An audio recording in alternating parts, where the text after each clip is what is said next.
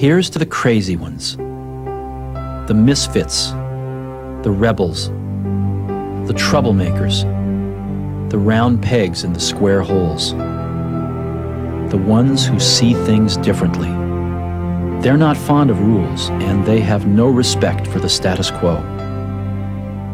You can quote them, disagree with them, glorify or vilify them. About the only thing you can't do is ignore them, because they change things. They push the human race forward. While some may see them as the crazy ones, we see genius. Because the people who are crazy enough to think they can change the world are the ones who do.